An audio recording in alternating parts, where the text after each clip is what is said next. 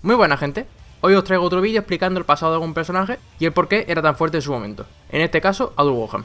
Sé de sobra que si este personaje se lo pilla Scarlet o Wawa van a seguir haciendo estragos, pero pensad que estamos hablando de posiblemente dos de los mejores Dulgohan del mundo, así que es un poco injusto hacer esta comparación.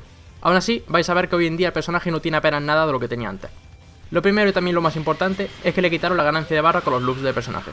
Si nos entraba podía generar bastante fácil 3 barras con un solo combo, y acabar con 2-1-4H, que es una de las mejores cosas que tenía. Este ataque dejaba el hard knockdown, o en otras palabras, tenía el mismo Aoki que tendría un nivel 3, así que el rival no se podía levantar de ninguna forma.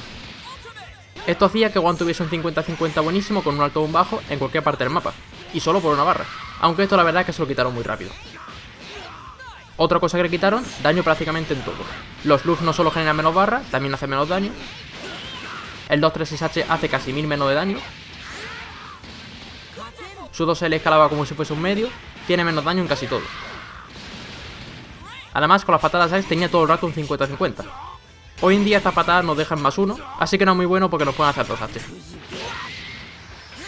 No puedo deciros cuánto dejaban a estas patadas porque en esta versión del juego ni siquiera estaba la opción de mostrar los frames del ataque, pero ya os digo que +1 no era, sería quizás +4 o algo parecido, así que era un 50-50 constante.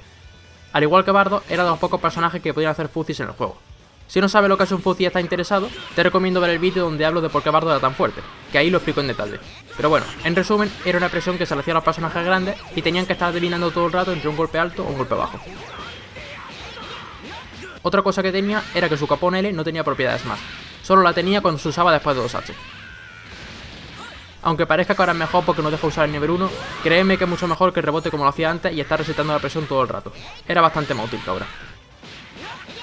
Por último, su asistencia tenía Invul, ya que está basado en su 2-3-6L que es antiaéreo. Entiendo que se lo quitasen en su momento, pero la verdad es que siendo exactamente igual que la asistencia de Team Gohan, que este sí tiene Invul, no sé por qué no se lo ponen otra vez, pero bueno. Y creo que eso era todo. Si me preguntáis si creo que hicieron bien en nerfearlo, yo diría que sí.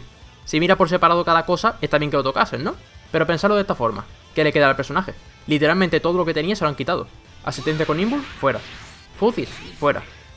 La presión con la patada Sex, fuera. La ganancia de barra, fuera.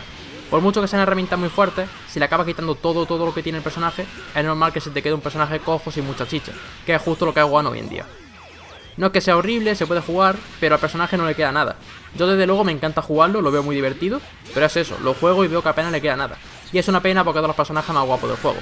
De hecho, seguramente ya habréis notado que ya prácticamente nadie lo lleva. Espero que haya parecido interesante el vídeo y nos vemos la próxima.